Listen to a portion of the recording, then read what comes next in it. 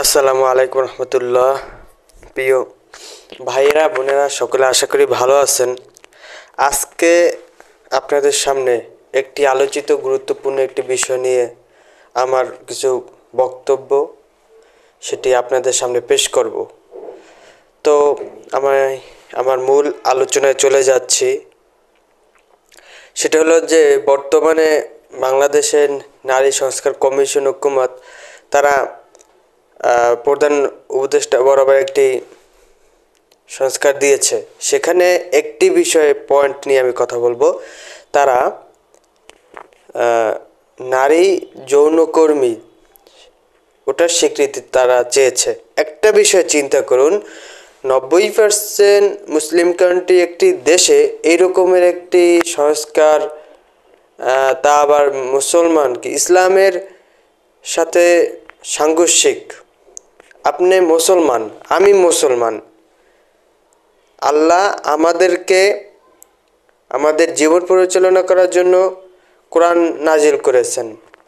আজকে আমরা কোরআনের ধারে কাছেও যেতে পারছি না।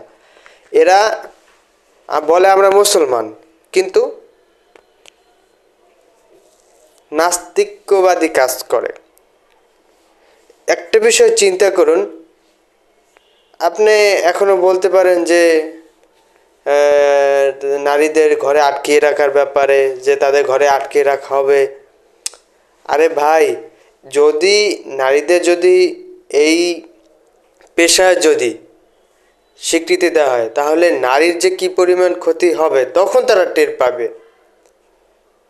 কারণ একটি মেয়েকে এনে বিক্রি করে দিবে।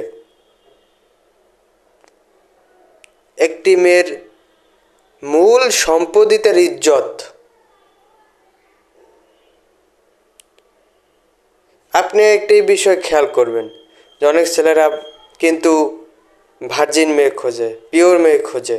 ঠিক আছে, যে কোনো ছেলেরা টাচ করেনি, যে সে কোনো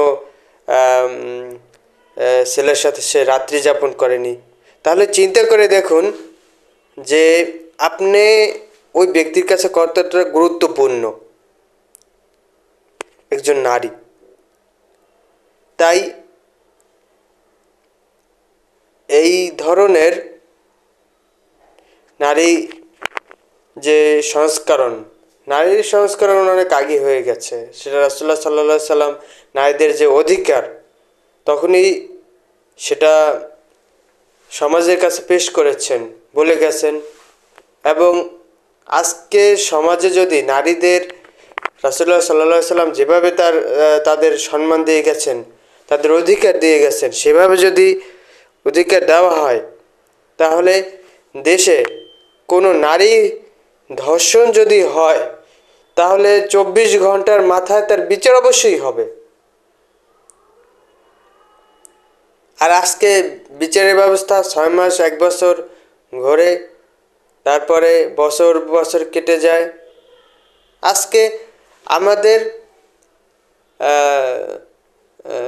শহীদ জসিমউদ্দিন ভাইয়ের বোন যে ধর্ষণের কারণে শিকার হয়ে তারপর যে সে আত্মহত্যা করলো, কী জন্য? সেই সমাজ আমাদের কেন নেই? সেই সমাজ নেই। আমরা মুখে বলে আমরা মুসলমান, আমরা ইসলাম মানি, কিন্তু আমাদের কর্মে কোনো ইসলাম নেই।